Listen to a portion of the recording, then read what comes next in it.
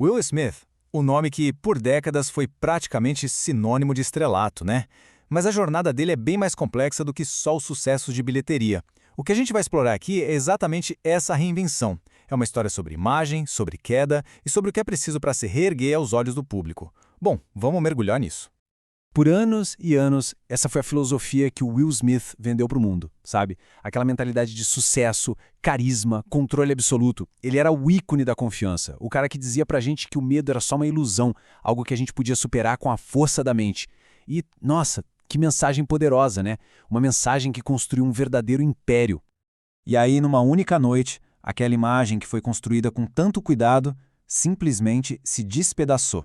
Ao vivo, para o mundo inteiro ver. Aquele tapa no Oscar levantou uma pergunta que não tinha como evitar.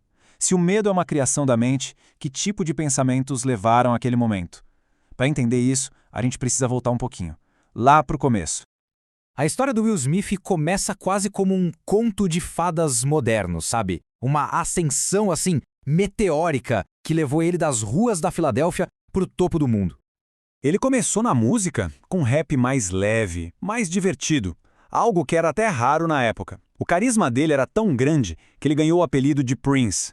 E esse charme todo, junto com um Grammy histórico, abriu as portas da televisão. E aí veio Um Maluco no Pedaço, uma série que era inspirada na própria vida dele e que o transformou numa figura conhecida em, basicamente, todos os lares. Mas a TV foi só o começo. Logo, Hollywood bateu na porta. E Will Smith não só atendeu, ele dominou tudo. Pensa só nessa sequência. Bad Boys, Independence Day, Men in Black, um atrás do outro. Não era um sucesso isolado, era uma onda implacável de blockbusters globais. Essa consistência toda fez dele o maior astro de cinema do planeta. Ir ver um filme do Will Smith virou um evento, sabe? E esse status de número 1 significava algo a mais. Ele foi um dos primeiríssimos atores negros a liderar de forma consistente esses mega sucessos de bilheteria em escala mundial. Ele não estava só fazendo sucesso, ele estava abrindo um caminho, provando que um protagonista negro podia ser sim a maior atração de bilheteria do mundo. Só que por baixo daquela fachada de sucesso, de perfeição, a pressão estava se acumulando. E não era de hoje, eram décadas de uma pressão invisível, mas gigantesca.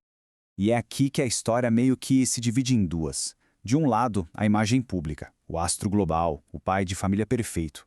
Do outro, uma realidade bem mais complexa, que foi sendo revelada aos pouquinhos.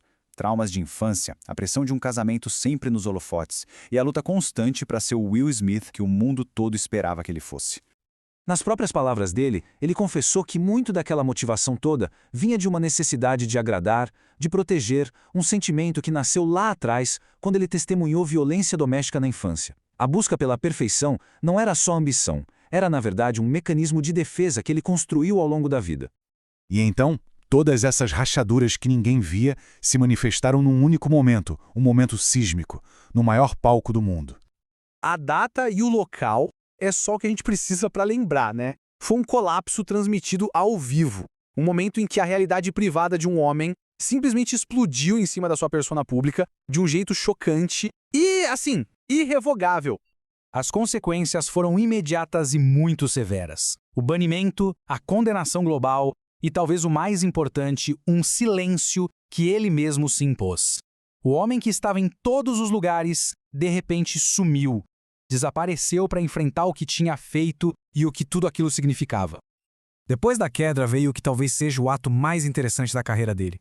Uma tentativa consciente e estratégica de se redefinir. Vamos entender como isso aconteceu. Então, como se começa a planejar uma volta depois de algo assim? A resposta, olha que interessante, pode estar num arquétipo clássico, o do herói ferido. A ideia aqui não é esquecer o erro. Pelo contrário, é usar a queda como um catalisador para se transformar. É a história de alguém que cai, mas que volta mais humano e, quem sabe, até mais sábio. E essa reconstrução seguiu passos bem deliberados, sabe? Não foi por acaso, foi uma estratégia. Primeiro, a responsabilidade pública. Depois, o trabalho interno, com terapia. Aí veio o contexto que ele deu na autobiografia. E, por fim, um retorno cuidadoso à carreira, equilibrando papéis mais sérios com aquele carisma que o deixou famoso. No fim das contas, a mudança é fundamental. A nova persona do Will Smith não é mais sobre ser perfeito, é sobre a jornada imperfeita. Ele trocou aquela imagem do ícone inabalável pela do homem que admite que está trabalhando em si mesmo e que usa sua plataforma para falar sobre crescimento pessoal e saúde mental. Isso tudo nos deixa com essa questão final. Talvez o maior legado de Will Smith não seja a carreira dele antes do tapa, mas sim o que ele está tentando construir depois. Uma narrativa que sugere que o verdadeiro teste de um ícone não é se ele nunca cai, mas como ele escolhe se levantar.